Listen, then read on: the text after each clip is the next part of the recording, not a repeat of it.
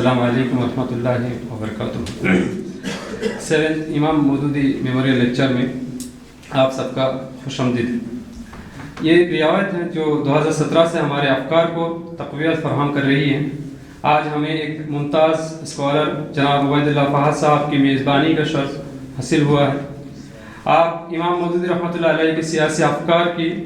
پائیدار میراث کے جائزہ لیتے ہوئے 21ویں صدی کی تناظر میں اس کا تنقیدی جائزہ پیش کریں گے۔ امام سید ابو العلا مودودی رحمۃ اللہ علیہ صرف ایک عالم ہی نہیں تھے، بلکہ وہ صاحب بصیرت رہنما تھے جن کے اسلامی سیاسی فکر پر بہت نمایاں اثرات مرتب ہوئے ہیں۔ 1903 میں برٹش ہندوستان میں پیدا ہونے والے مولانا مودودی ایک عظیم مصنف، متبحر، عالم دین و سیاسی مفکر کے طور پر ابھرے۔ معاصر تناظر میں اسلام کے اصولوں کو سمجھنے اور لوگوں کے سامنے بیان کرنے کے لیے ان کی لگن نے 1941 میں جماعت اسلامی کی بنیاد میں کلیدی کردار ادا کیا۔ ایک ایسی تحریک جس کا مقصد اسلامی اقدار کا بحال کرنا اور اسلامی اصولوں پر مبنی ایک منصفانہ معاشرے کا قیام تھا۔ امام مودودی رحمۃ اللہ علیہ کی سیاسی فکر اسلام کو بحیثیت کمیل نظام زندگی پیش کرنے کی ان کی کوششوں کا ایک حصہ تھی، کیونکہ اسلام کی جس گوشے کو سب سے زیادہ نظر انداز کیے گئے ہیں وہ سیاست کا ہی۔ انہوں نے ایک ایسے سیاسی نظام کا تصور پیش کیا جو انصاف، مساوات اور ہمدردی پر مبنی ہو۔ سیاسی معاملات میں اسلام کا رول جو مولانا نے پیش کیا آج کی دنیا میں موضوع بحث بنا ہوا ہے،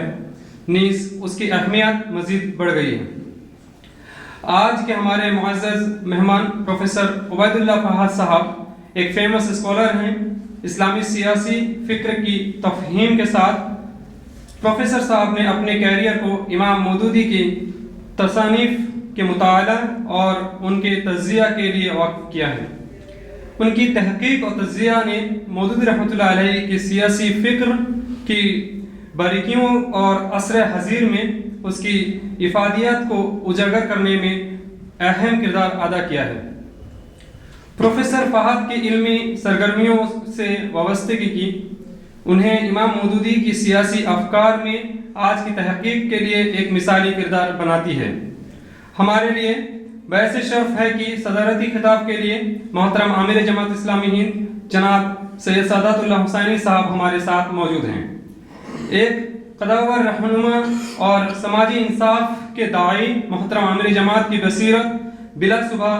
امام مودودی کے سیاسی افکار اور 21ویں صدی کے چیلنجز سے متعلق ہماری تفہیم میں مزید گہرائی پیدا کرے گی۔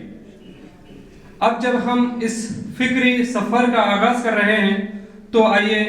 ہم جناب پروفیسر فہد صاحب کی علمی مہارت سے استفادہ کرتے ہوئے امام مودودی کے سیاسی افکار کی تفہیم پیدا کریں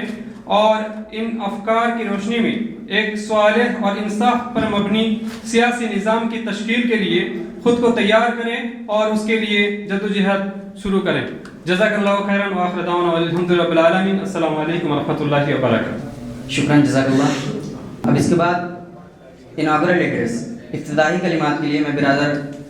عبید الرحمن نوفل کو دعوت دیتا ہوں کہ وہ آئیں اور افتتاحی کلمات پیش کریں۔ بسم اللہ الرحمن الرحیم۔ دوستوں اور ساتھیوں، مجھے تحریک اسلامی اور خاص طور سے عیسائیوں کے حوالے سے کچھ باتیں آپ کے سامنے رکھنی ہیں کہ عیسائیوں پچھلے کئی سالوں سے بہت فوکس کے ساتھ فکر اسلامی کے حوالے سے کام کر رہی ہے، تو اس میں اس پورے ڈیبیٹ میں آج کا جو لیکچر ہے اس کو ایک اسی کی کڑی کے طور پر دیکھا جانا چاہیے۔ آج کے لیکچر دوستوں اور ساتھیوں اس وقت ہو رہا ہے جب ہم یہ دیکھیں کہ خلافت عثمانیہ کے زوال کے 100 سال ہو چکے ہیں اور عرب اسپرنگ کے بھی ایک دہائی گزر چکی ہے، اور اس پورے عرصے کے گزر جانے میں بہت ساری تبدیلیاں ہوئی ہیں، فکری طور پر بہت بے چینیاں پیدا ہوئیں اور بہت سارے مباحث اٹھے اور بہت ساری زمینی حقائق بھی مختلف ملکوں میں تبدیل ہوئے۔ ان ساری چیزوں کو نوٹس کرتے ہوئے آج کے اس لیکچر کو ہم کو کنسیڈر کرنا چاہیے اور سچویٹ کرنا چاہیے۔ ہم سب دوستوں یہ جانتے ہیں کہ مولانا مودودی نے جب اپنے فکری سفر کا آغاز کیا تو انہوں نے جس طرح ایک طرف جدیدیت کے بہت سارے اصولوں کی تنقید کی اور اس کے جو خامیاں تھے اس کو اجاگر کیا، وہیں بہت ساری چیزوں میں اپنے جو امیجنیشن جس کو پیش کیا، تحریک اسلامی کیا یا اسلام کا اقامت دین کو جس طریقے سے امیجن کیا، اس میں بہت سارے ماڈرنٹی کے جو کنسیپچول فریم ورک تھے اسی میں اس کو اسی لینگویج میں اپنے آپ کو ایکسپلین کرنے کی کوشش کی. بہت ساری چیزوں سے اختلاف کرنے کے بعد, بہت جزوی یا بہت گہری فکری اختلاف کے باوجود بھی جو لینگویج جو استعمال کیا یا جس زبان میں اپنے امیجنیشن کو پیش کیا وہ یقیناً کہیں نہ کہیں ماڈرنٹی سے ہی بورو تھی. جیسے مثال کے طور پہ اسلامک اسٹیٹ کے بجائے اسلامک اسٹیٹ کے تصور, ڈیموکریسی کے بجائے تھیو ڈیموکریسی کا تصور وغیرہ. تو اس کنٹیکس میں ہم یہ دیکھیں کہ مولانا مودودی کے اس کام کے بعد سے یا تحریک اسلامی کے اس لٹریچر کے بعد سے ایک لمبا عرصہ گزر چکا ہے, تقریباً 70 سال 80 سال کا عرصہ گزر چکا ہے, اور اس پورے عرصے میں کہیں نہ کہیں اسٹیٹ کے حوالے سے بھی جو بحث ہوئی ہے سیاست میں یا پولیٹیکل ڈسکورس میں وہ بھی بہت زیادہ آگے بڑھ چکی ہے, جس میں خاص طور سے اگر ہم تذکرہ کریں کہ secularism and eventually secular nation state کے کنٹیکس میں طلال اسد صبا محمود کے کاموں کا یا اس کے آگے بڑھتے ہوئے مشیل فوکو یا ممدانی کے کاموں کا تذکرہ کرے یا اس کو سمجھنے کی کوشش کرے, تو یہ بات سمجھ میں آتی ہے کہ وہ نیشن اسٹیٹ خود اپنے آپ میں بہت ایوالو ہوا اور بہت ساری تبدیلیاں پیدا ہوئی. اور 2012 میں ایک معرکۃ الآراء کتاب شائع ہوئی امپاسبل اسٹیٹ کے نام سے وائل حلاق کی, جس نے اصل میں اسلامک اسٹیٹ کے پورے آئیڈیا کو کہیں نہ کہیں پھر سے ری تھنک کرنے یا اس کو ایک بار پھر سے اس پورے آئیڈیا پہ سوچنے پر مجبور کیا. تو ان ساری چیزوں کو آج کی جب بھی ہم بات کریں مولانا مودودی کے پورے فکری سفر کی یا فکری ڈسکورس کی, تو ان پوری جو فکری سفر رہا ہے پیرللی جو چل رہا تھا اس کا بھی ہم کو ایک طرف سے جائزہ لینا ہوگا. یہی وجہ ہے کہ آج اگر ہم دیکھیں تو بہت سارے لوگ خاص طور سے جس میں عوامر انجم, جوزف کمنسکی, میتھکس انسٹیٹیوٹ وغیرہ کے اس بات پر زور دے رہے ہیں کہ عرب بہاریہ کے بعد یہ شدید احساس ہوا کہ اب نیشن اسٹیٹ کی لینگویج میں اپنے آپ کو یا نیشن اسٹیٹ کے پورے فریم ورک میں رہتے ہوئے اسلامی انقلاب نہیں لایا جا سکتا. Beyond the nation state imagination کی طرف یہ لوگ پش کر رہے ہیں, تو ہم کو ان ساری بحثوں کو بھی سامنے رکھنا ہوگا. سیاست کے حوالے سے جو دوسری بحث رہی ہے خاص طور سے جمہوریت کے حوالے سے رہی ہے. بہت ساری اس میں بحث رہی کہ جمہوریت میں کس حد تک انگیجمنٹ ہو سکتا ہے, جمہوریت صحیح ہے کہ نہیں صحیح ہے, جمہوریت ورسز کئی ساری اس میں بحث چلی ہے. لیکن تحریک اسلامی کے پورے سفر میں جمہوریت کو لے کے بھی ایک لمبا فکری ڈسکورس رہا ہے, جس میں باہر راشد غنوشی اور دوسرے اسکالر کا کافی اچھا کنٹریبیوشن رہا, جس کو بعد میں لوگوں نے پوسٹ اسلامزم اور اسلامزم سے پوسٹ اسلامزم کی طرف سفر سے بھی تعبیر کیا. خود جماعت اسلامی ہند کا بھی اگر آپ فکری سفر سیاست کے معاملے میں دیکھیں گے تو ایک لمبا سفر رہا ہے, جہاں پہ الیکشن میں حصہ نہ لینے سے الیکشن میں حصہ اور پھر پارٹی کی تعمیر تشکیل تک کے ایک لمبا سفر رہا.